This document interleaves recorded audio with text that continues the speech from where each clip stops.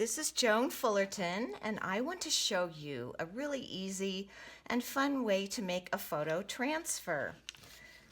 Why would you want to make a photo transfer? Well, I use them to layer my images so that you can see one thing through another thing. This was a photo transfer right in here, this piece of house, and you can see through it to the newspaper beneath. Here, this is just a little tree that's been stuck on top of it, but up here you can see where there are images layered, where there is a photo that is see-through. This easy technique is simple in the amount of products you need. You just need contact paper, clear, has to be transparent. This one happens to be matte finish, but it's okay if it's the shinier one. It doesn't really matter.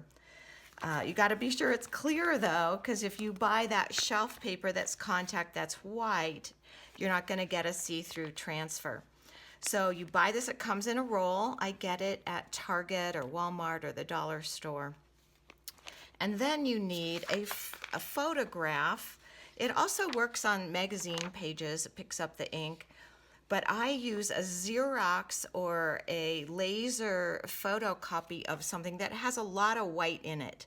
You need something that has pure white, no ink anywhere. Like in here, this is a soft little bit of gray, but out here it's pure white. You need it to be white, so that no ink gets lifted off. And then when you glue the transfer down, it will be see-through wherever it is white.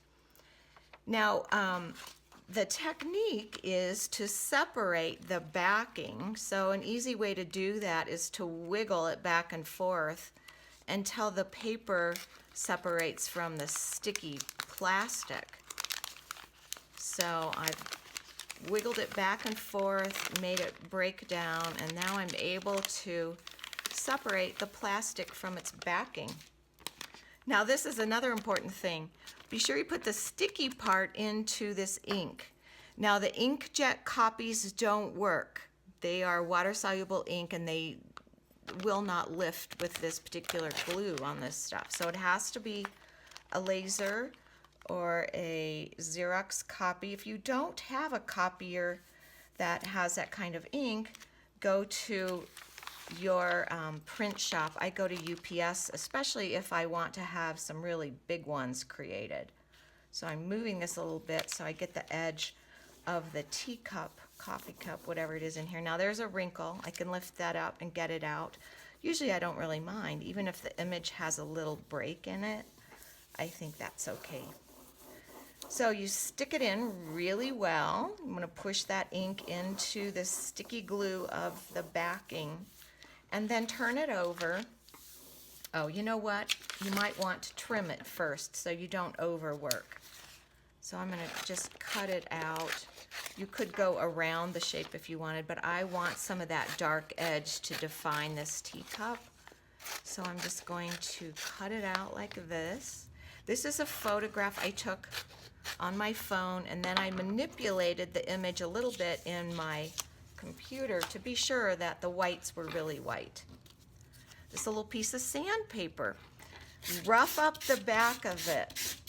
This will do two things for you. It will break down the paper surface, and it will also press that ink into the glue just a little bit more. So you're going to do this over the entire image, and then when you get that done, put it into water. So I am using warm water. I like it warm, it's nicer to touch, and I think it works a little quicker when you put it in warm water. And you can just leave it in here for a while until that paper starts to break down, because what you're going to do is wiggle the paper off of it. So let's see if where I sanded it, I can maybe wiggle a little bit off already. So you just lightly go back and forth, and you'll get these little paper worms.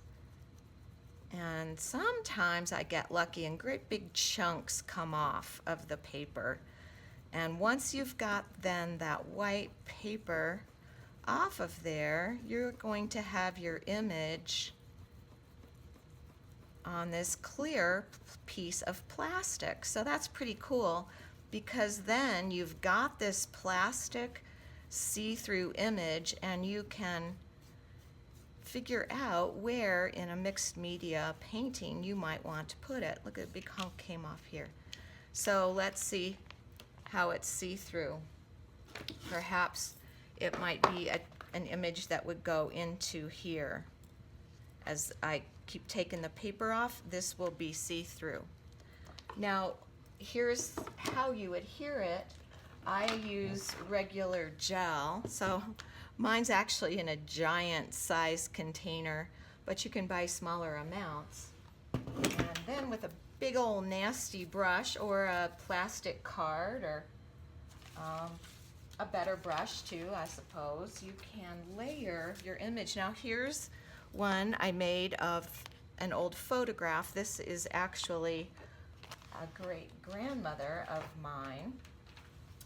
And so I can lay her into different images and see where I might want to put her. Here's a little collage that was started, and I can move her around in here to see where I might want to place her.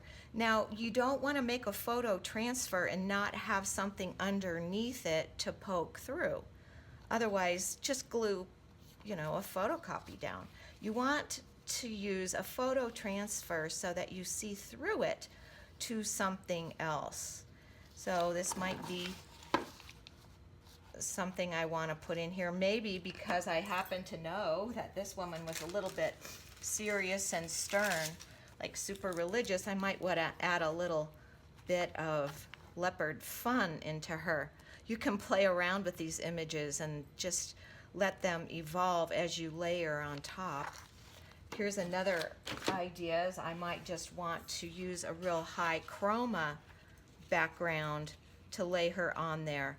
Now if it's too dark or too busy back there, you might lose your image. You might not be able to see her.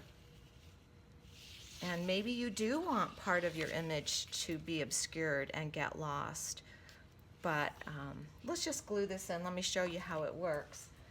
So by taking my gel medium, now this is plastic, and this gel medium is plastic, and acrylic paint is plastic. You can see here I didn't get exactly all of the paper off, but I got enough of it off. So this is actually pretty thick because I left the cover off of it. Imagine that. But I can wipe this on here to the surface, and I can lay this photo transfer on top of this colored background in either direction. I can lay it down this way, which actually has the sticky stuff going down, or I can lay it backwards. Let's just lay it in this way since I didn't get all that paper off the back. And I'm pushing any air bubbles out from underneath. Now let's say, change my mind. I feel like I want her looking into the light. She's looking into the darkness here. Still have time. I can lift her up and apply a little more glue here and lay her down the opposite way. It's got a little more hope in it, I think, when she's looking into the brightness rather than. So see how great this is. She's coming from the darkness, the blue, and looking into the light. So now it's sealed on top. When this dries, I can paint on top of it. Here's a little wrinkle. I can lift that up. And here's another thing. Sometimes I do get wrinkles in here because I don't care to get them out, I guess. And when that's dry, I can sand that wrinkle down, and then I'll have a little opening of that darker blue into there, which is a thing that I enjoy. So I'll probably leave that little wrinkle and sand it down. So I can paint on this. I can layer more things on top of it. But just kind of a fun little project. You can use your old family photographs as I did. Here's a photo of a house in Maine that I took years and years ago, and I've used it so often, putting trees inside of it, or little people inside of it, or a big bird inside of it. So here's another teacup. Now this nest would not be a good photo transfer because it doesn't have enough area of white. And even around it, it's not pure white. It's got color in it. This image of a seed pod would probably not be a good photo transfer either because the pieces of pure white are so thin. They don't allow for much to be seen through those. Likewise, this image of the Rio Grande Bridge would not make a great photo transfer because the areas of pure white are so few and far between. You don't get any continuous image through it. This bird, which I've used a few times, is also one that, why bother making a photo transfer? I could just cut him out. He's a relatively simple shape. This tree, however, would be a good photo transfer because I'm not about to take the time to cut out this tree and go around all of those little darker areas. So I would use this as a photo transfer because it has white all around it, and then I can superimpose this tree into some kind of a painting or a collage. This one of these seed pods with these really delicate tendrils that move out also works well as a photo transfer because I can't cut around those. And if I want to have this image into a work, photo transfer is a great idea. This is a painting that has that seed pod in it, only at a smaller scale. And so you can see that first the seed pod image, I think, was laid down, and then this area of the white house was put on top of it. But you could do it the opposite direction as well. So have fun with photo transfers, and don't forget to check out my website at joanfullertonworkshops.com.